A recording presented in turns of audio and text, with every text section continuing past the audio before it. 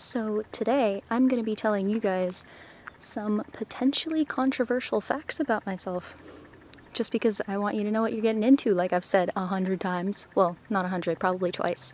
But I'm actually going to be telling you guys these things while I'm hiking in the mountains of Eaton Canyon here in Pasadena. But look at this. Look at this stuff. I mean, why wouldn't I want to tell you a bunch of controversial facts in the middle of this beauty over here? Is there even a better way to do it? Because I don't think so. Bush. First, I gotta find a good spot to tell you guys this stuff, though. I kind of don't want to do it in the middle of a bunch of people. Actually, I wouldn't want to do anything in the middle of a bunch of people. So let's go find a nice, quiet, secluded spot. Going down the road. I hike up here all the time, basically. Eaton Canyon's like my second home. And I love going to the waterfalls around here and watching people exercise and bring their children. There are sometimes people who ride horses over here and do a bunch of crazy things. There's actually a trail over here that's gonna close because too many people have died on it. And it's over here, it's called the second waterfall hike, where you can actually jump off the waterfall and into a pool of water beneath it. And I've been there, and I'm never doing it again because I almost died many times.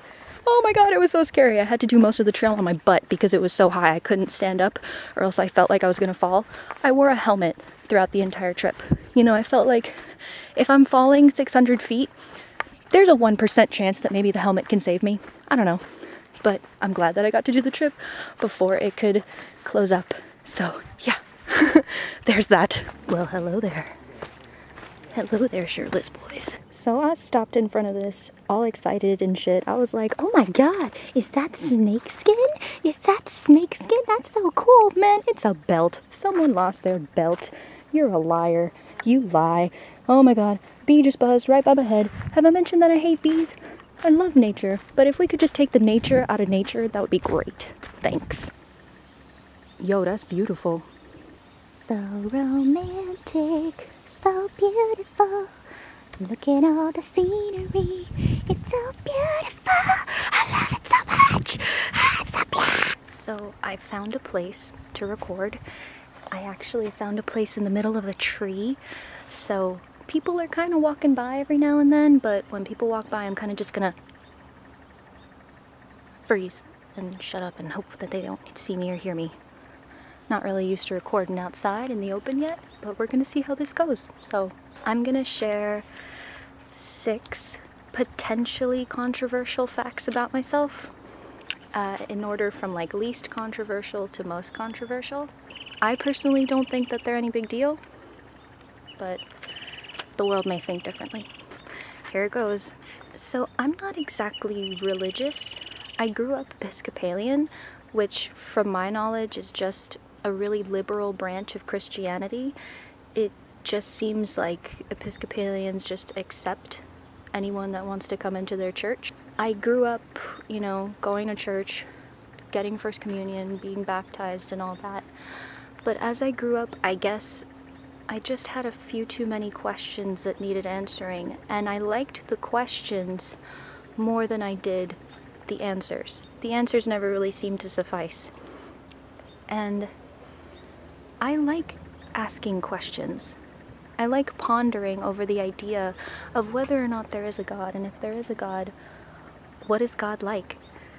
I like thinking of it more than I do actually having an answer.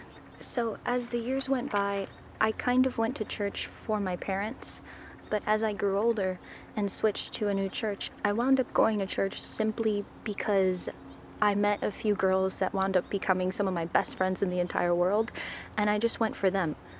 I didn't really go to experience God or be religious or pray. I went because I wanted to see my friends.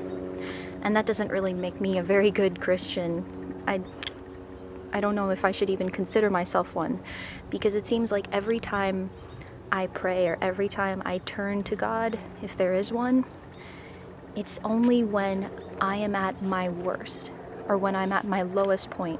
It's only when I really, really need something that I turn to God or pray.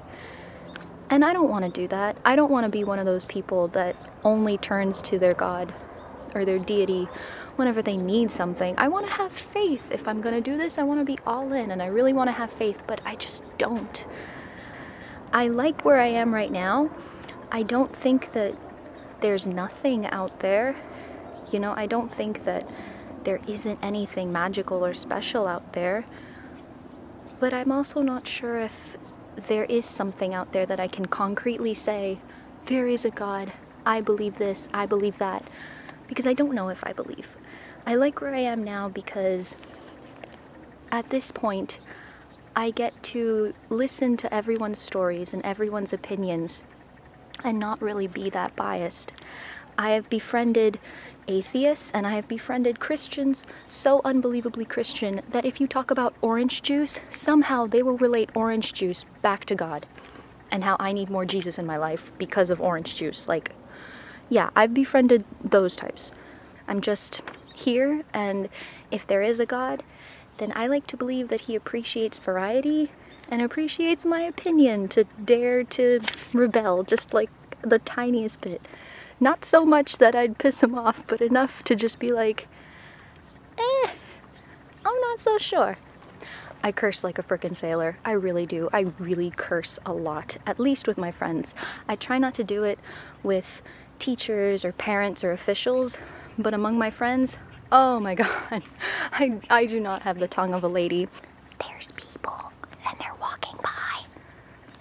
Oh my god, I don't know what to do when people walk by. I just freeze and hopefully they won't see me. Oh my god, are you serious? There's more people walking by? Dad, go home! I absolutely hate Blink-182. Hate. Even though I'm Cuban, I'm white. I am white, and I will never try to play the Hispanic card in any racial discussion. If we are having a political and racial discussion, I will never try to cop out of it with the, but I'm Hispanic card. You know, the world sees me as white. The world treats me as white. I get the same privilege as every other white person does. So I'm not going to try to cop out of it by playing the Hispanic card. I wasn't proud to be Cuban until a few years ago, and that's just because Miami gave me a really bad impression of what Cubans are like. Everyone seemed to follow a certain equation to how they live their life. Everyone was a little bit racist. Everyone was a little bit shallow. Not everyone. When I say everyone, it's a very general term, you know. If everyone was like that, then I wouldn't have any friends. And certainly some people in my family aren't like that. But for the most part, a lot of people were just really shallow, and it seemed like everyone was trying to play it off as if they were perfect, but in reality all of the crime and all of the flaws would be very under the rug. Nothing seemed genuine. When I was surrounded by Miami Cubans, nothing seemed very genuine. There's just a big sense of judgment. And I wasn't proud to be Cuban until a few years ago, because it was a few years ago that I realized, you know, I'm Cuban, and I am not shallow, I am not racist, I am not fake. So I need to realize that not every Miami Cuban is like that, because I'm not like that. My close friends aren't like that, and a few people in my family aren't like that. So I have learned to sort out that there are Cubans, and then there are Miami Cubans. And I want to go to Cuba very badly because I want to see the reality of my culture and the juice and the glory of my culture. I'm so proud to be a part of, you know, this miraculous blend of people now. I'm so proud to be Cuban now, and I could have never said that a few years ago. I'm so glad that I got out of Miami so that I could realize that I love being this. It's a part of who I am, and I wouldn't want to change that. I do miss Miami, though. I'll always visit, but it'll never be where I live ever again. Okay, screw In-N-Out. I am a Five Guys girl for life. East Coast Five Guys all the way. Their bacon cheeseburgers, oh, barbecue bacon cheeseburgers. Oh my god, that's all I need for the rest of my life. With Cajun fries and a drink, nothing beats it. Screw In-N-Out. Five Guys for life. I think that America is completely obsessed with race, but in a way I think that we need to be. There isn't enough diversity in the media, which plays such a big part in who we grow up to be and plays such a big influence in our lives. There really is not enough diversity, whether we choose to believe it or not. I think that it's important that more people of color and more minorities are inserted into movies, into radio, into mainstream media, because there really isn't enough. Even if original characters were white in comic books, even if original characters were of a certain color, you know what? We need more diversity. I am a little bit scared of one day becoming a minority, but what am I gonna say? Am I gonna be opposed to it? No, of course not. Everyone deserves equality. Everyone deserves fair game. And if we're not there yet, then we need to get on the road to getting to a place where we all have fair game. I admit that when I was little, it was a lot easier to befriend people of other races because I saw no difference as a child. I still say that I see no real difference other than cultural background, color, all of the physical traits, yada yada. Obviously there is a difference, but when I'm speaking human to human, that's all I mean. Today, I still have friends of all shapes and races, but it doesn't feel as easy to make friends with other races today because it feels like we're all walking on eggshells, everyone. It feels like everyone doesn't want to offend someone of another race. It feels like people want to stay in their own racial groups so that they can just fully let their walls down and not worry about being politically incorrect. Of course, we shouldn't be politically incorrect to begin with, and we shouldn't say bad things to begin with. I don't even find myself doing that when I'm with people of my own race. But for some reason, if I'm with another racial group, I find myself monitoring my behavior to make sure that I don't come across as racist. In terms of monitoring my behavior to make sure that I don't offend, I do admit that sometimes it feels safer to stay on my side of the color wheel just because I can fully let my walls down.